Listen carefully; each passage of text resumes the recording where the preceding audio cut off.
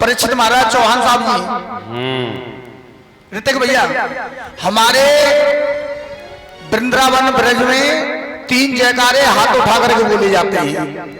तुम्हारे यहाँ मैनपुरी की तो मुझे पता नहीं है, लेकिन मैं अपने ब्रज की बात कर रहा हूं। सबसे पहले एक हमारे यहाँ जयकारा आता है राधे राधे। तो उसे कैसे बोलते हैं? राधे हैं, हाथ उठा के बोलते हैं, नहीं बोलते हैं। दूसरा जयकारा है सच्चे दरबार की जय, दरबार की जय, है ना। और एक आता है हर हर महादेव। जो भगवान का नाम जितना ऊंचा उठा करके हाथ ऊपर करते हैं ना, उतनी जल्दी जाते हैं। तरक्की में ऊंचे जाते हैं, तरक्की में, है ना। जो ऊंचा हाथ उठा के बोलते हैं ना, उतनी जल्दी तरक्की करते हैं। जो हम भगवान की कथा में तालियां बजाते हैं ना, कहते हैं कि जो हमारी हाथों की रेखाएं होती है ना, ये जो गलत रेखाएं होती हैं हाथों में, भगवान की कथा में, भगवान के कीर्तन में ताली बजाने से हमारे भाग्य की रेखा भी बदल जाती है ना। इसलिए जब जब कीर्तन हो, जब जब भगवान का भजन हो, तब तब मेरे गोगा जी महाराज का भजन हो, तो तालियों की सेवा अवश्य करनी चाहिए। कह दो जय बाबा की जय, पीछे वाले हो जय बाबा की। कुछ खरके खाए लो, है ना।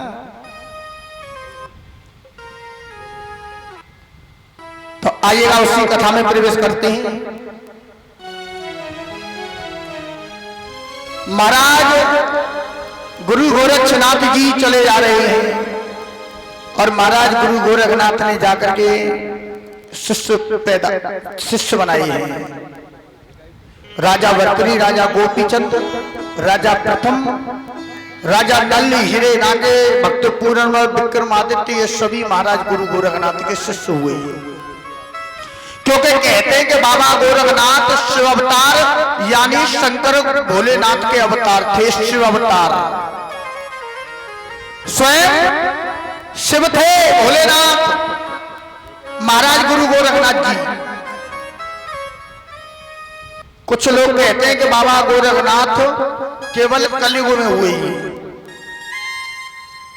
बाबा गोरखनाथ केवल कलयुग में हुए हैं, लेकिन हम कहते हैं कि बाबा गोरखनाथ हर युग में है।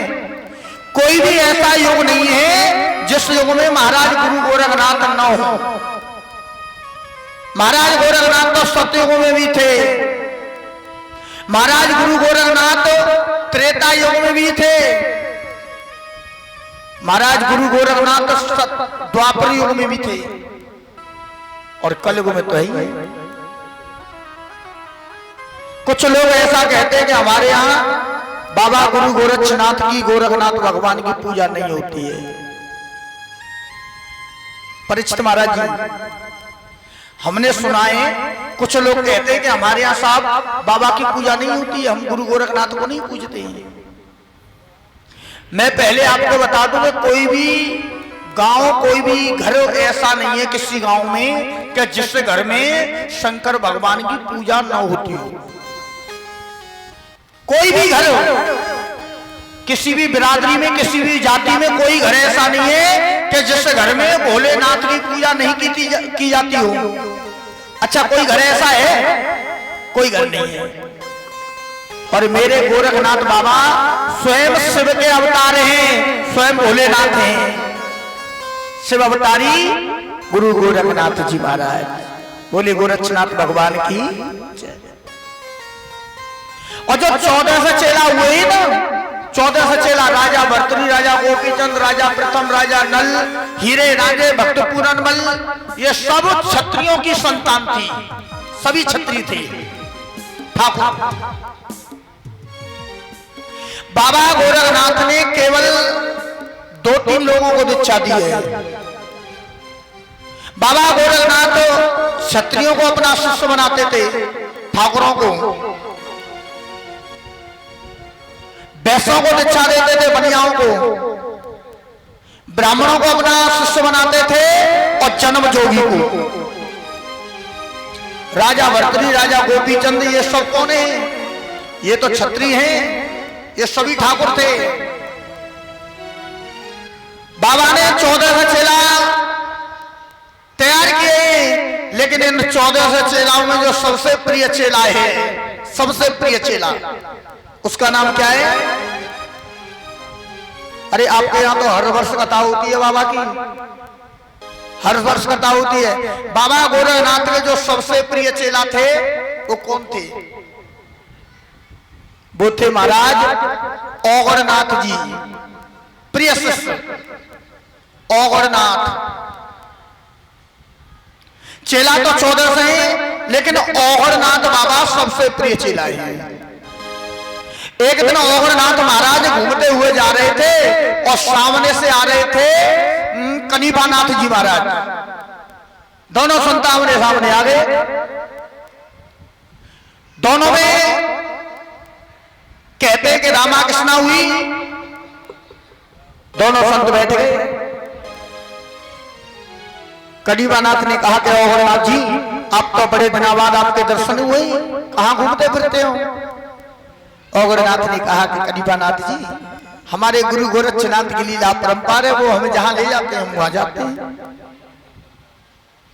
बोले महाराज, हमने बाबा गोरखनाथ की लीलाओं का वर्णन सुनाए। बाबा गुरु गोरखनाथ ने बड़ी सुंदर लीलाएं की है, लेकिन महाराज उन्हें हमें कोई ऐसा चमत्कार बताओ गोरखनाथ का जो सबसे प्रसिद्ध चमत्कार हो। ऐसा कोई कथा, ऐसी कोई चमत्कार बताओ, चमत्कारी कथा। कनिभानाथ जी पूछ रहे हैं महाराज औगरनाथ जी से, महाराज गोरखनाथ का हमें कोई ऐसी कथा, चमत्कारी कथा बताओ जो दुनिया में प्रसिद्ध हो। बोले कनिभानाथ जी, ये कथा तो बड़ी समय की कथा है। बोले महाराज क्या हुआ? ऐसी कथा सुनने के लिए तो हमारे कान जो ये भी महाराज, हमें कोई कथा सुनाइए जिससे मन को शांति मिले। तब महाराज गोरखनाथ के शिष्य औगरनाथ ने कनिभानाथ जी को कथा सुनाई। हाँ साहब, अब देखिए यहां से बाबा जारवीर महाराज गोगा जी महाराज की कथा प्रारंभ होती है। अब तक तो जो थी वो नाथों की कथा थी, क्योंकि कथा काफी है और समय कम है।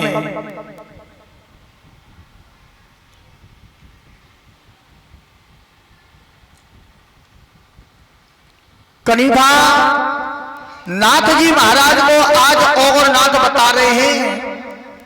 कहा कि कनिभानाथ जी, एक बार की बात है, कहते हैं कि मेरठ के पास एक गांव पड़ता है सम्मल, सम्मल गांव, और उस सम्मल गांव के राजा हुए चौहान ठाकुर राजा थे, जिनका नाम था महाराज भूरी सिंह, भूरी सिंह चौहान।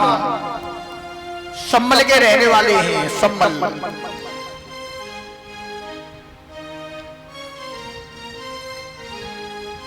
कहते हैं कि राजा भूरी भाव सिंह पर कोई ऐसा राज्य पर आपत्ति आई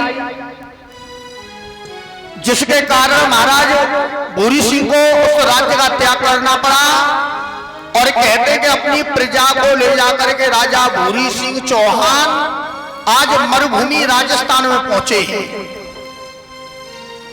जहां आज राजस्थान है ना, यही कहीं कभी मरुभूमि के नाम से जाना जाता था। और कहते हैं कि राजा ने उस राजस्थान में जाकर के एक छोटा नगर बसाया है और उस नगर का नाम रखा गया ददरेवा। क्या नाम रखा गया? ददरेवा, जिसे ददखेड़ा भी कहते हैं। कहते हैं कि राजस्थान के बीच में एक ददरेवा नगर हुआ। मेरे गोगा जी के भक्त बाबा गोरखनाथ के भक्तों से सैदलीला भी कहते हैं। अब जो भादो है और भादो के महीना में बाबा का मेला लगता है। मेरे गोगा जी महाराज की जात होती है, हजारों लाखों भक्त गोगा मेड़ी पर जाते हैं और बाबा का दर्शन करते हैं।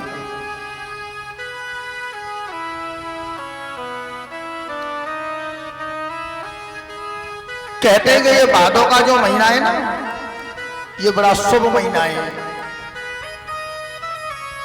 महीना तो सभी शुभ है क्योंकि सभी भगवान के परमात्मा के बनाए हुए हैं, लेकिन कहते हैं कि जो भादो का महीना है ये सबसे शुभ बताया गया है,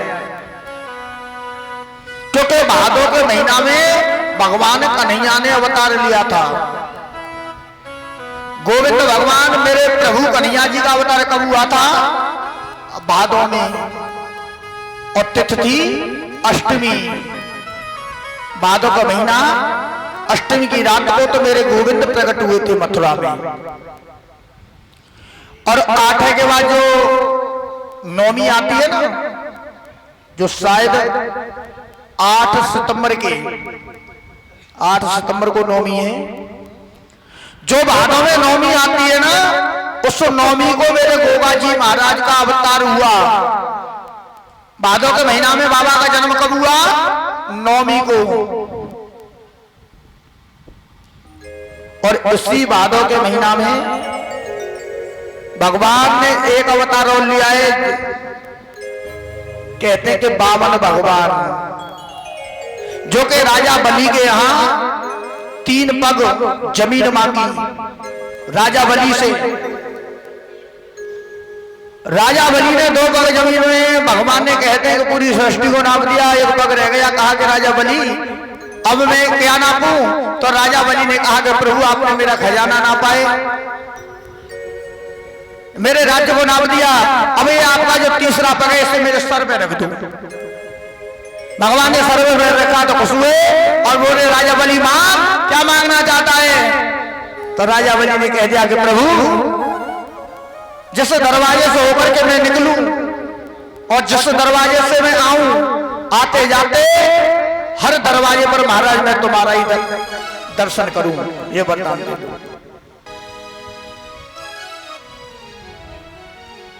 महाराज जो रक्षाबंधन है ना, ये भी वहीं से चले हैं, राजा बलि के यहां से। जब राजा बलि के यहां भगवान ने वचन दे दिया कि ठीक है राजन, तुमने दान किया है और हम तो ये वचन देते हैं कि जब जब तुम दरवाजे से निकलोगे, घुसोगे तो हमारा ही दर्शन करोगे। अब तो भगवान राजा बलि के दरवाजे पे खड़े, जिस दरवाजे से राजा बलि जाते हैं उसी दरवाजे पे भगवान खड़े दर्शन दे रहे हैं। दिन व्यतीत हुए, महीने व्यतीत हुए, कई महीने हो गए। माता लक्ष्मी जी ने विचार करो कि भगवान तो कई साल हो गए राजा बलि के आए। लक्ष्मी जी आई, बोली विष्णु भगवान से महाराज यहीं रहोगे, चलो शीश सागर के लिए। बोले नहीं देवी, मैंने राजा बलि को वचन दिया है और इससे मैंने कहा है कि जिस दरवाजे से निकलोगे वहीं दर्शन दूंगा तुम्हें। लक्ष्मी जी बड़ी परेशान हुई, क्या किया जाए? तो लक्ष्मी जी राखी लेकर के राजा बलि के यहां पहुंची और कहते हैं कि राजा बलि को अपना भाई बनाया और भाई बना करके आज कहते हैं कि हाथ में राखी बांधी। और जब राखी बांधी तो राजा बलि ने कहा कि बहन मांग, क्या मांगना चाहती है? आज तू मुझसे मांगेगी, तेरा भाई उसे तुझे वही देगा। तो लक्ष्मी जी ने कहा कि भैया मुझे तो ये नौकर दे दे जो तेरे दरवाजे पे खड़ा है, पहरेदार बन करके ये चाहिए मुझे। और कहते कि भगवान विष्णु को लेकर के लक्ष्मी जी शीश सागर में आई। उसी दिन से ये रक्षा सूत्र जिसे रक्षाबंधन कहते हैं, उसी दिन से ये त्योहार चला है। कह दो जय गोगा जी, जय बाबा की। आज मेरे बंधुओं भादों के महीना में सबसे शुभ महीना बताया है, क्योंकि इस महीने में कई अवतार हुए। कन्हैया जी का अवतार हुआ भादों में हुआ, गोगा जी महाराज का अवतार हुआ भादों में हुआ, बामन भगवान आए तो भादों में आए। और ये हमारा जो भारत इंडिया पाकिस्तान है, ये जो भारत इंडिया है ना, कहते हैं कि भादों के महीने में ही ये गुलामी से मुक्त हुआ था, अंग्रेजों की गुलामी से मुक्त हुआ था, है ना। इसलिए महीना बड़ा शुभ है।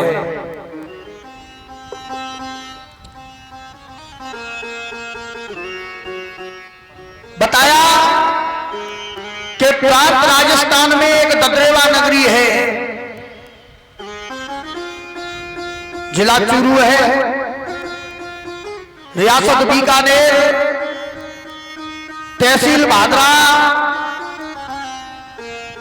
और कहते हैं कि गांव है ददरेवा।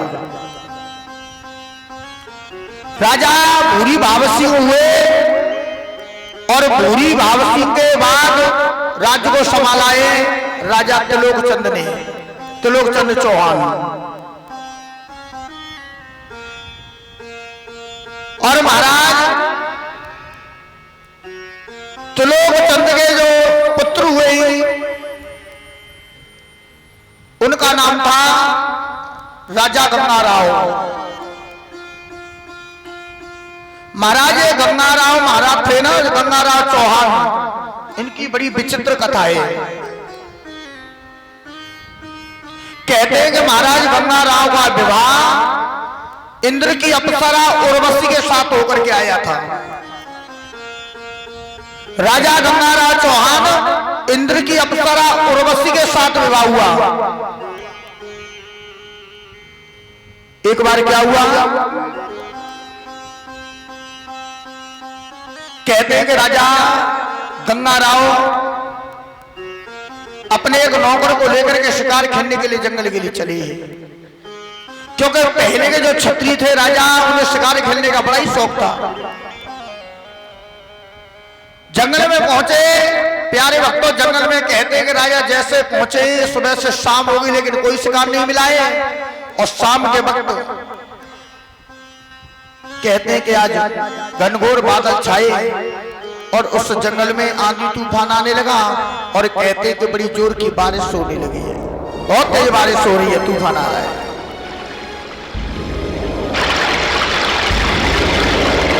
रात्रि हो गई और रात्रि होने पर भी वो बारिश बंद नहीं हुई, बारिश होती हुई जा रही है। और आकाश में जो बिजली दिखाई पड़ती है, जो नौकर था ना, कहते हैं कि उस आंधी में तूफान में न जाने कहां बिछड़ गया। राजा गंगाराव ने देखा कि बड़ी तेज बारिश हो रही है, रात्रि भी होने के लिए आई है, तो कहते हैं कि राजा एक वृक्ष के नीचे आकर के बैठ गए। मन में सोचने लगे कि रात्रि तो हो रही है, कुछ दिखाई नहीं पड़ रहा है, अब तो अपने गांव ददरेवा के लिए सुबह चलेंगे। और मेरे बंधु कहते कि गंगाराव जो चौहान राजा थे वो एक वृक्ष के नीचे बैठे हुए हैं। आधी रात्रि की बेला हुई है, आधी रात्रि के समय पर राजा गंगाराव के कानों में कुछ आवाजें सुनाई पड़ी हैं। राजा ने मन में विचार किया कि आधी रात्रि हो गई है, लेकिन इस समय ये आवाज इस बियाबान जंगल में कहां से आ रही है, चल के देखना चाहिए। तो राजा गंगाराव चले तो क्या देखा कि आधी रात के समय पर एक सरोवर बना हुआ है, एक तालाब, और उस तालाब में इंद्र की अप्सराएं स्नान कर रही हैं, नहा रही है मेरे भक्तों।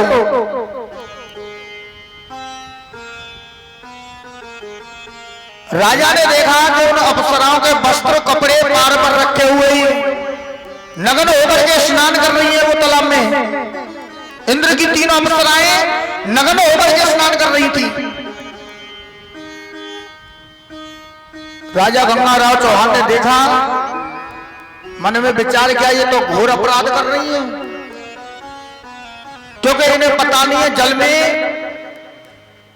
वरुण देव भगवान का वास होता है। और कहते हैं कि राजा ने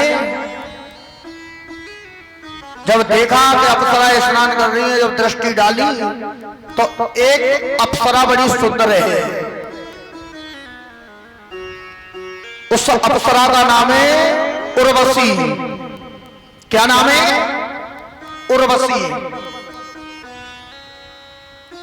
राजा ने उर्वशी को देखा तो देख करके महाराज मोहित हो गए। बड़ी सुंदर अप्सराएं। और कहते कि राजा गंगाराव ने उसी समय उन तीनों अप्सराओं के वस्त्र हरण कर लिए, यानी जो कपड़े रखे हुए थे ना उन्हें चुरा लिया। जब लेकर के राजा गंगाराव चले तो जो सबसे बड़ी अप्सरा है जिसका नाम है तिलोत्तमा, आज तिलोत्तमा अप्सरा ने देख लिया कि कोई राजा हमारे वस्त्र चुरा करके ले जा रहा है। महाराज रुकिए, आप हमारे वस्त्रों को कहां ले जा रहे हो? राजा गंगाराव ने कहा कि देवी आप कौन हो? उसने कहा कि महाराज हम इंद्र की अप्सराएं हैं, मैं तिलोत्तमा हूं। राजा ने पूछा कि ये तो तुम्हारे साथ है, ये कौन है? बताया कि महाराज ये उर्वशी है। राजा गंगाराव ने कहा कि इंद्र की अप्सरा होकर के तुम्हें लज्जा नहीं आती है, जो कि जल में आधी रात्रि के समय पर आप नग्न होकर के स्नान करती हो? अरे तुम्हें कुछ पता है इस जल में वरुण भगवान का वास होता है। आज राजा गंगाराव की बात सुनी तो वो अप्सराएं बड़ी शर्मिंदा हुई। वचन दिया कि राजन आज के बाद हम कभी जल में नग्न होकर के स्नान नहीं करेंगे। महाराज राजा गंगाराव ने दोनों अप्सराओं के वस्त्र दे दिए, लेकिन उर्वशी के वस्त्रों को नहीं लौटा।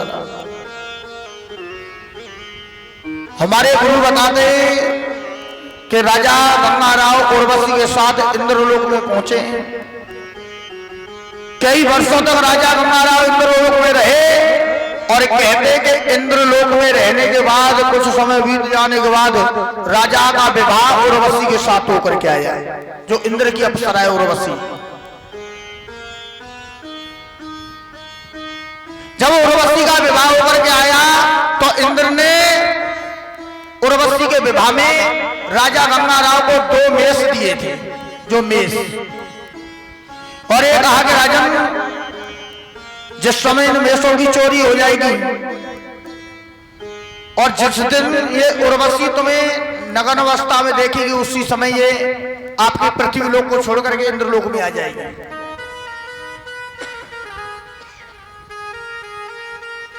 कहते हैं कि राजा उर्वशी को लेकर के दद्रेवा में आए।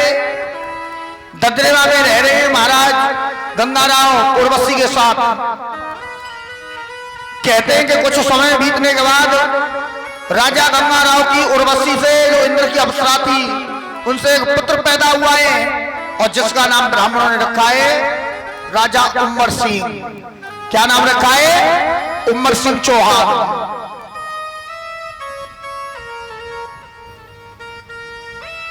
एक पुत्र को जन्म दिया है। कहते हैं कि एक रात्रि को राजा गंगाराव शिकार करके आए। कहते हैं कि स्नान कर रहे थे तो अचानक उस उर्वशी ने राजा को नग्न अवस्था में देखा और उसी समय वो उर्वशी अपने मेषों को लेकर के इंद्रलोक में चली गई। जो उर्वशी के पुत्र हुए गंगाराव के, आगे चल के इनका नाम रखा गया है महाराज उम्र सिंह चौहान। और उम्र सिंह चौहान के पुत्र हुए जिनका नाम था महाराज जेवर सिंह, जिन्हें देवराज भी कहते हैं। और महाराज जेवर सिंह चौहान के पुत्र हुए जिनका नाम था श्री गोगा जारवीर। बोलिए गोगा जी महाराज की जय। इनकी वंशावली ऐसे चली जैसे सबसे पहले राजा भूरी सिंह हुए। भूरी सिंह के एक पुत्र हुए जिनका नाम था राजा भाव सिंह। भाव सिंह के बाद उनके पुत्र हुए त्रिलोकचंद। त्रिलोकचंद के पुत्र हुए महाराज गंगाराव और गंगाराव के पुत्र हुए महाराज उमर सिंह और उमर सिंह के पुत्र हुए महाराज जेवर सिंह, जिन्हें हम देवराज कहते हैं। जो राजा जेवर सिंह चौहान थे ये महाराज जारवीर गोगा जी महाराज के पिताजी थे और इनकी मां थी बाछल। बाछल इनकी मां थी। गोगा जी महाराज के दादा थे महाराज उमर सिंह चौहान। उमर सिंह चौहान महाराज गोगा जी महाराज के दादा हुए और कहते कि इसी वंश में, इसी वंश को पवित्र किया है मेरे गोगा जी ने। चौहान वंश में बाबा का अवतार चौहान ठाकुर में हुआ था, चौहानों में जन्म लिया है मेरे गोगा जी ने, इसलिए इन्हें श्री गोगा जी चौहान बाबा कहते हैं। क्योंकि इनके बुजुर्ग सम्मल के रहने वाले थे इसलिए इन्हें सम्मल चौहान भी कहा जाता है चौहान ठाकुर छत्री। कहते हैं कि राजा जेवर सिंह चौहान हुए, बहुत ही अच्छे राजा हुए महाराज जेवर सिंह।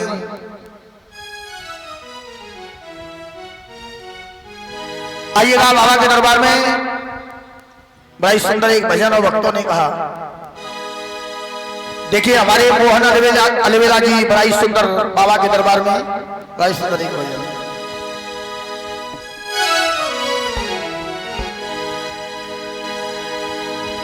बिगड़ी मेरी बाबा बिगड़ी मेरी, क्या बात है। बिगड़ी मेरी बाबा बिगड़ी मेरी,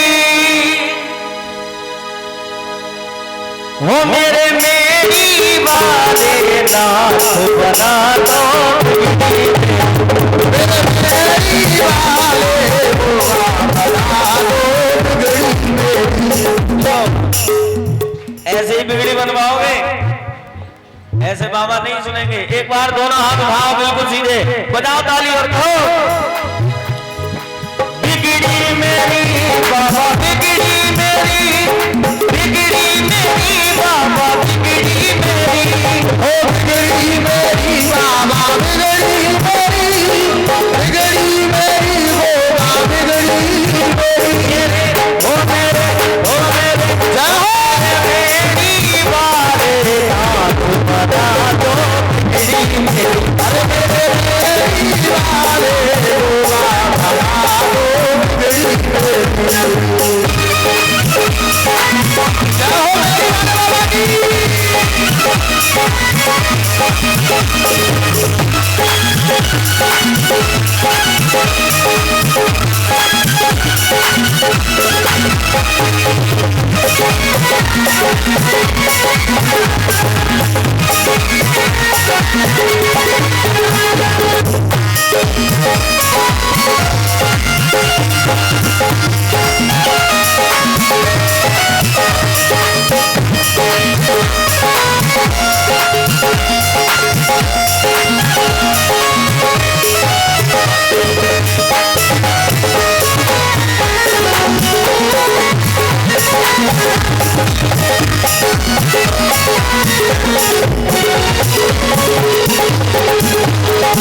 सुना है जो तेरी शरण में आए उसके सब दुख मिट जाए, सुना है जो तेरी शरण में आए उसके सारे दुख मिट जाए।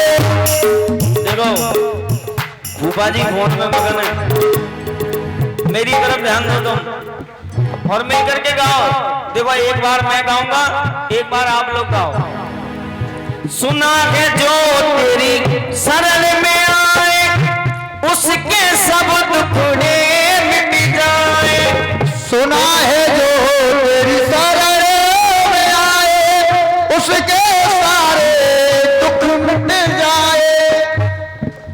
व्यास जी इनकी आवाज सुन लेंदे उन्हें। हाँ, सुना है जो तेरी शरण में आए उसके सब दुखड़े मिट जाए।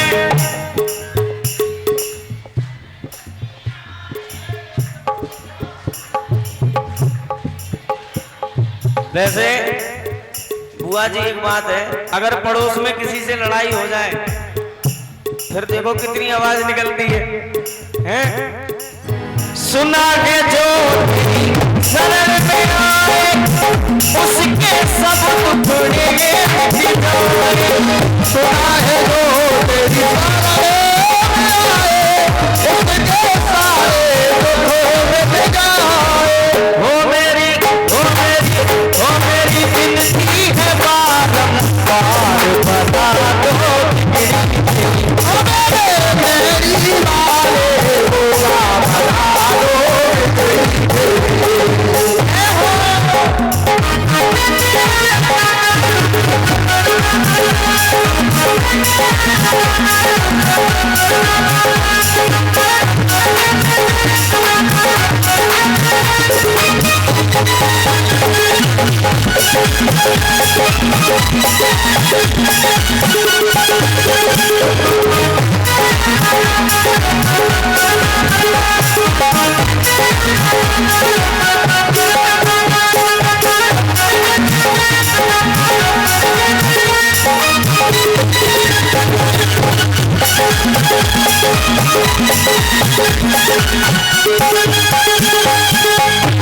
भक्त ने कहा बाबा के दरबार, अर्जी है मेरी मर्जी तुम्हारी मेरी वाले को पुरानी। अर्जी है मेरी मर्जी तुम्हारी मेरी वाले हो पुरानी। भक्त कहता बाबा मेरी विनती है मेरी विनती है मेरी विनती है बारंबार बना दो ओ मेरी बना दो। मेरा मानना है बाबा मेरा करता बेड़ा पार है। मेरा मानना है बाबा मेरा करता बेड़ा पार है। सबसे बड़ी मेरे बाबा की सरकार है। ओ बाबा मेरा करता बेड़ा पार है। सबसे बड़ी वो आदि की सरकार है। हमारी आपकी कोई औकात नहीं है। बड़े बड़े नेता बड़े बड़े साहूकार इसके चरणों में आकर के झुकते हैं तो भक्त कहता है अरे बाबा मेरा करता बेड़ा पार है।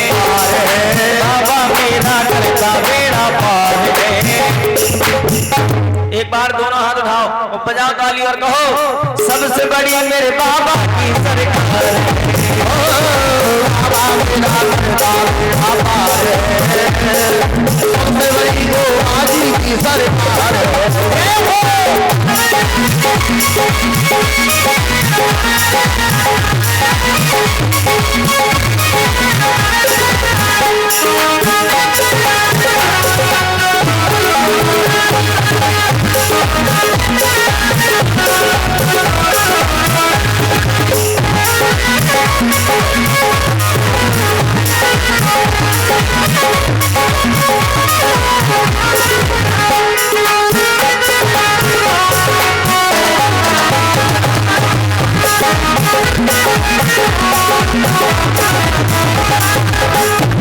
भक्त कहता बाबा अरे नेता और अभिनेता तुझ पे सजदा करते हैं। नेता और अभिनेता तुझ पे सजदा करते हैं। साहूकार हो या हो निर्धन झोली भरते हैं। साहूकार हो या हो निर्धन झोली भरते हैं। बड़े बड़े नेता बड़े बड़े साहूकार इसके चरणों में आकर के झुकते हैं तो भक्त कहता बाबा से क्या पापियों का अरे पापियों का करते तुम उद्धार है, पापियों का करते तुम उद्धार है, सबसे बड़ी कर बाबा की सरकार है।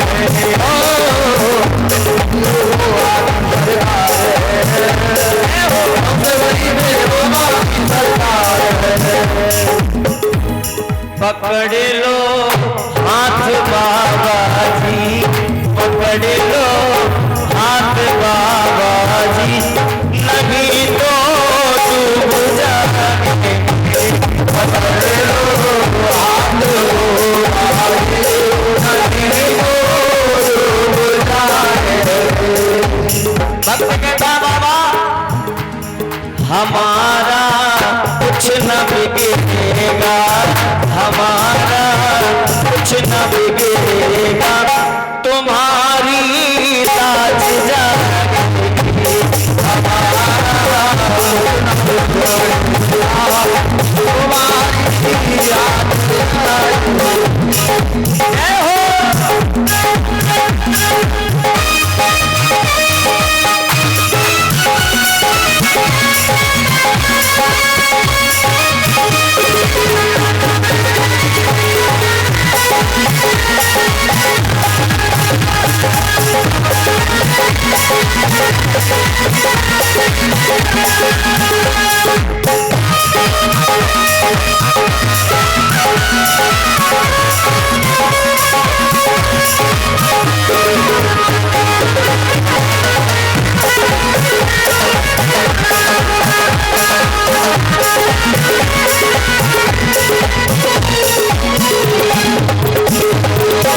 भक्तगता बाबा से धरी है पाप की गठरी, हमारे सर पे ये भारी, धरी है पाप की गठरी, हमारे सर पे ये भारी। और बाबा वजन पापों का है भारी, वजन पापों का है भारी, इसे कैसे उठाएंगे। वजन पापों हाथ भारी, नहीं हम नहीं तो डूब जाएंगे, नहीं तो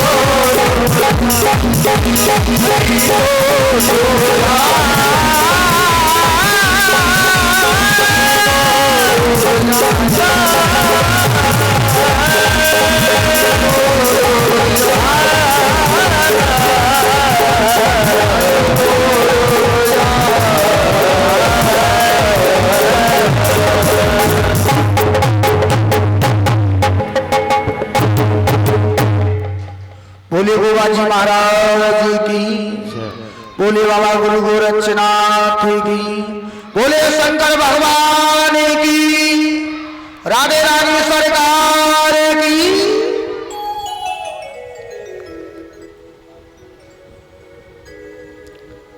आइएगा उसी पावन पुनीत कथा में प्रवेश करते हैं।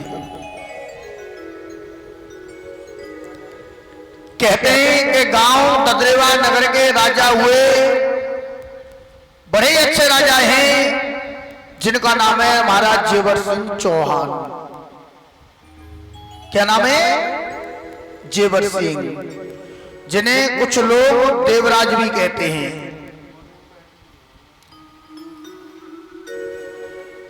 कहते हैं कि राजा जेवर सिंह चौहान जब विवाह योग्य हुए तो राजा जेवर सिंह चौहान का विवाह सिरसा पाटन गांव मानसरोवर से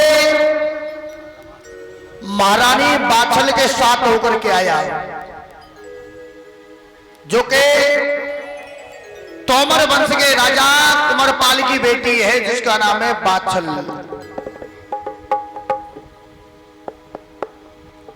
प्यारे भक्तों, राजा कुंवरपाल थे जो तोमर वंश के रहने वाले हैं, सिरसा पाटन के राजा।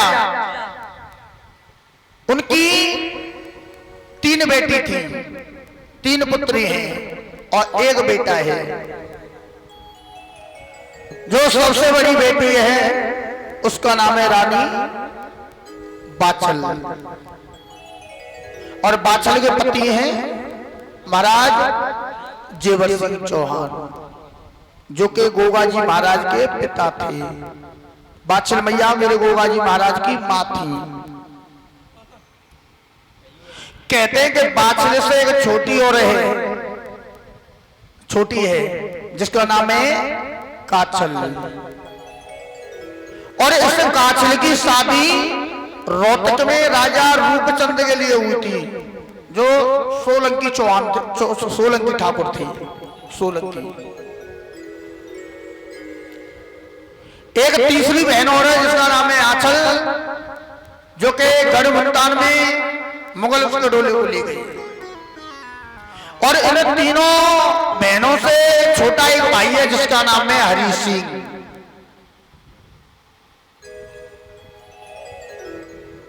महारानी बाछल की शादी महाराज जेवर सिंह के साथ ददरेवा में नगरी में होकर के आई। कहते हैं कि रानी बाछल बड़ी सुंदर रानी है, पतिव्रता रानी है, पति की सेवा करने वाली रानी है बाछल मां।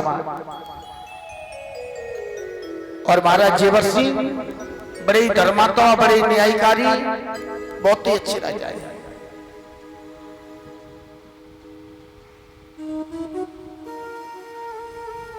प्यारे भक्तों, प्रभु परमात्मा का दिया हुआ राजा के यहां सब कुछ है। धन दौलत कोठी बंगला पैसा माया, किसी बात की राजा जेवर सिंह के यहां कोई कमी नहीं है। बहुत बड़ा राज्य है। कहते हैं कि हजारेगाम हरियाणा, 56 कोट वेली बागड़ देश, 12 पाल मेवात और 56 कोट मारवाड़। इतने बड़े राजा हैं महाराज।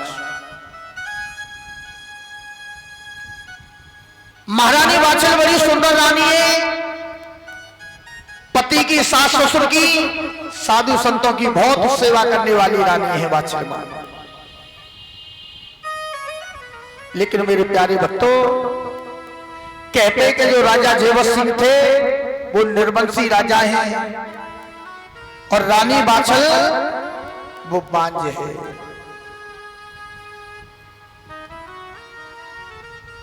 बचपन गया, जवानी गई, तीजापन बुढ़ापा आ गया, लेकिन महारानी बाछल के न कोई बेटी हुई और न कोई बेटा हुआ है। अब तो बिन बेटी बेटा के, बिन औलाद के, बिन संतान के महाराज जेवर सिंह चौहान और महारानी बाछल महलों में बड़े दुखी रह रहे हैं। राजा दिनों रात भगवान से यही प्रार्थना करते हैं, हे प्रभु, एक बेटा नहीं तो एक बेटी दे दे, कैसे भी करके हमारा चौहान वंश चल जाए प्रभु। बड़ा दुख है महाराज को। दिनों रात रानी बाछल भगवान से प्रार्थना करती हैं, रोती हैं।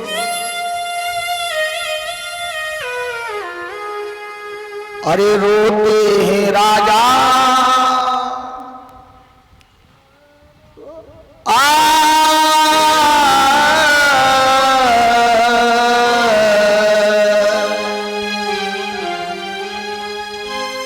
अरे रोते हैं राजा, रोती है रानी, रानी रोते हैं राजा, रोती है रानी, रानी रोती है राजा, रोती है रानी, रानी। आज राजा जेवर सिंह और महारानी बाछल आज महल ददरेवा नगरी में बहुत ही दुखी है।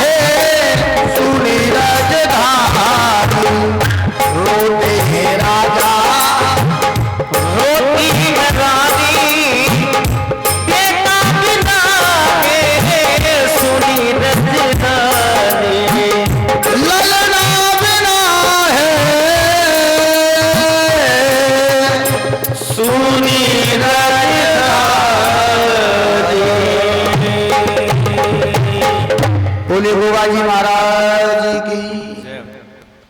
आज महाराज जेवर सिंह चौहान और महारानी बात से बड़ी दुखी है। बचपन गया, जवानी गई, बुढ़ापा आ गया, महारानी के संतान नहीं हुई। क्यों? क्योंकि इसका भी एक कारण था। संतान क्यों नहीं हुई?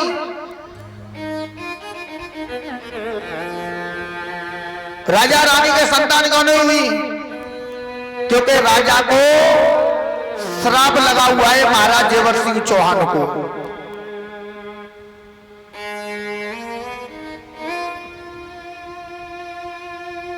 प्यारे भक्तों, कहते हैं कि एक दिन की बात है और महाराज जेवर सिंह चौहान ने अपनी नीली घोड़ी को सजवाया। एक दिन की बात भाव पर बात भूप बनवाई। हम खेलन जाए शिकार बछेड़ी नीली सजवाई। महाराज राजा जेवर सिंह ने नीली घोड़ी को सजवाया और एक नीली घोड़ी महाराज जेवर सिंह चौहान को उनकी ससुराल से विदा में मिली थी। राजा को सवारी करने के लिए नीली घोड़ी दी थी ससुराल वालों ने। महाराज को बड़ी प्रिय है नीली घोड़ी। एक दिन महाराज जेवर सिंह का मन हुआ कि काफी दिन हो गए हमें शिकार नहीं खेली, नीली घोड़ी को लिया और नीली घोड़ी को लेकर के राजा एक जंगल के लिए प्रस्थान कर गए।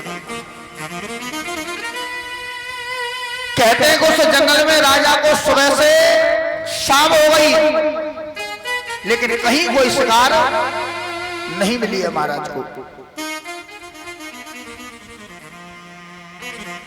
संध्या का वक्त हुआ। महाराज ने मन में विचार किया महलों के लिए तो जा रहे हैं, चलो। और उसी समय नीली घोड़ी को लेकर के महाराज आज महलों के लिए चले ददरेवा।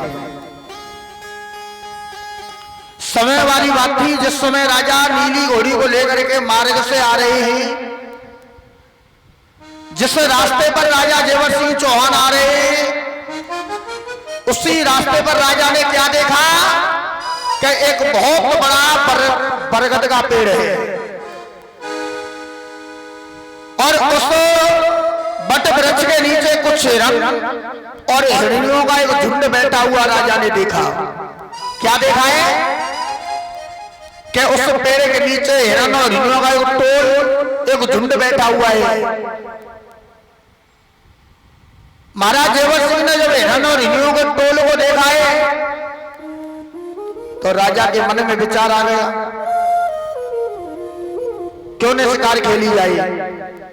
और कहते कि राजा उसी समय अपनी नीली घोड़ी को महाराज उस बट वृक्ष की तरफ मोड़ते हैं जिस वृक्ष के नीचे हिरण और हिरनियां बैठे हुए आराम कर रहे हैं। जब राजा ने नीली घोड़ी को मोड़ा तो हुआ क्या है? टप्पर टप्पर वही ताप की पहचर पाई, एक संग भक्ति पड़ी मौत सब ही की आई। एक गर्भवती हिरनिया बेचारी जब तक नाए है पाई ठाड़ी। जब घोड़ी की पैरों की आवाज, टापों की आवाज हिरण और हिरणियों के कानों में पड़ी तो आज वो घबरा गई। खड़े होकर के देखा कि कोई शिकारी आ रहा है तो राजा को अपनी तरफ आते हुए देखा तो हिरण और हिरनी अपनी अपनी जान बचा करके भागने लगे। प्यारे भक्तों, जो भागने वाले थे वो तो भाग जाते हैं लेकिन कहते हैं एक गर्भवती हिरनिया बेचारी और जब तक नाए है पाई ठारी। उन्हें हिरण और हिरणियों के बीच में गर्भवती हिरणी है, उस हिरणी के पेट में बच्चा है। 2-4 दिन में वो हिरणी अपने बच्चे को जन्म देने वाली थी। राजा को देखा तो हिरणी घबरा गई, खड़ी हो गई और भागने की कोशिश की, लेकिन कहते कि गर्भ होने के कारण वो हिरणी भाग नहीं पाई। राजा जेवर सिंह ने देखा कि आज हमारा शिकार निकला जा रहा है, धनुष बाण लिया है। जानो हिरण तीर छुड़कायो, वो हिरणी के अंग समायो। राम राम कह राम पुकारी, अरे पृथ्वी पर गिर गई है बेचारी। आज हिरणी के तीर लगाए और जैसे तीर लगा मेरे भक्तों, आंखों में आंसू आ गए, रोने लगी, हे भगवान, हे परमात्मा, हे भोलेनाथ, आज इस पापी राजा ने मुझे आकर के तीर मार दिया है, मैंने इसका क्या बिगाड़ा था। तड़प रही है और भगवान को याद कर रही है, हे प्रभु भोलेनाथ, हे प्रभु ये क्या हुआ। के धीमी धीमी श्वास चले और मेरी ना बचने की आस है। थोड़ी देर में राजा विरो हो सुरपुर में वास है। हिरणी की आंखों में आंसू है, राजा मैंने तेरा क्या बिगाड़ा था। मैं तो तेरे जंगल में रहती, जंगल का घास फूस खा करके अपना जीवन व्यतीत कर रही थी। राजा ने जब ये देखा कि मेरे हाथों से बजे नरके और एक नारी की शिकार हो गई, तो महाराज जेवर सिंह चौहान को बड़ा दुख हुआ। राजा ने मन में विचार किया कि हम तो चौहान हैं, हमेशा नारियों की रक्षा करते हैं, लेकिन आज भगवान मेरे हाथों से एक नारी की शिकार हो गई। हाथ जोड़ के खड़े हो गए, हिरणी मुझे क्षमा कर दे, मुझसे भूल हो गई। हिरणी रोने लगी, राजन मरने का कुछ गम नहीं, चिंता नहीं इस जान की, मुझे अपनी मौत का गम नहीं है और मुझे अपनी जान की चिंता नहीं है राजन, लेकिन मरने का कुछ गम नहीं, चिंता नहीं इस जान की, मेरे पेट में ये जीव थे, हत्या हुई नादान की। राजा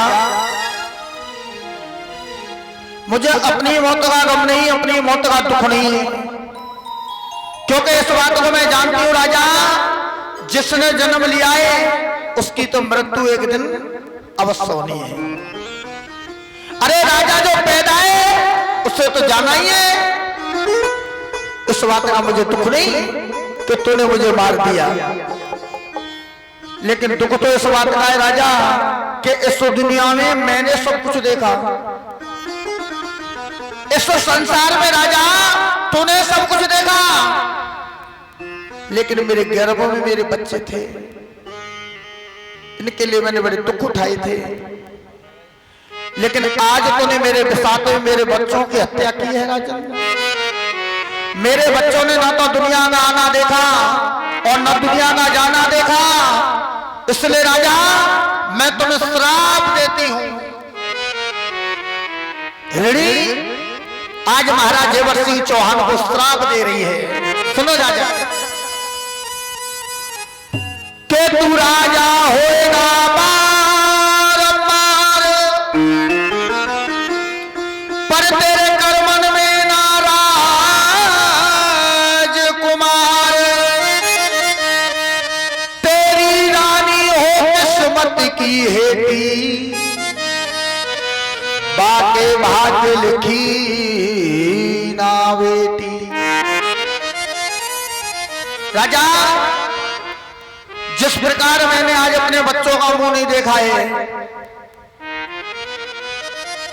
अपने बच्चों के गम में अपने प्राणों को त्याग रही हूं, मैं तुम्हें श्राप देती हूं, तेरी रानी के 1 जन्म नहीं, 2 जन्म नहीं, 3 जन्म नहीं, 7 जन्म तक, क्या कहा, 7 बार इस जमीन पर आप राजा रानी बनकर के अवतार लोगे, तब भी बेटा की बहुत बड़ी बात है राजा, तेरी रानी की एक बेटी भी पैदा नहीं होगी।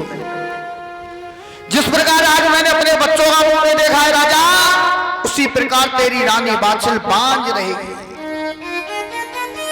राम राम कहे, अरे तजे हिरणी ने प्राण, तन व्याकुल मन निर्मला, ये जी महल गए चौहान। आज राजा ने हिरण का अंतिम संस्कार किया है। महलों में आते हैं और आकर के राजा राजपाट में लग जाते हैं। भैया यही कारण था जो कि राजा निर्वंशी है महाराज जेवर सिंह चौहान और महारानी बाछल बांझ है, इसी कारण राजा के संतान नहीं हुई। क्योंकि धन दौलत कोठी बंगला पैसा ये सब इंसान को अपने अपने कर्मों से प्राप्त होते हैं। आज राजा महलों में आए, राजपाट में लग जाते हैं और राजा का समय व्यतीत होता है। इस प्रकार राजा को हिरण्य का श्राप लगा हुआ। और आइएगा देखिए, कथा का समय हो चुका है। बाबा के दरबार में बड़ा सुंदर बड़ा प्यारा एक भजन, और जो बाबा के दरबार में हाजिरी लगाने वाले भक्त हैं वो कृपाएं खड़े होकर के हाजिरी लगाए, और जो हाजिरी लगाने वाले नहीं है वो बैठ करके बाबा की कथा में तालियों की सेवा करो। कहा भक्तों ने, अरे अब मेरो चाहर बाबा आवे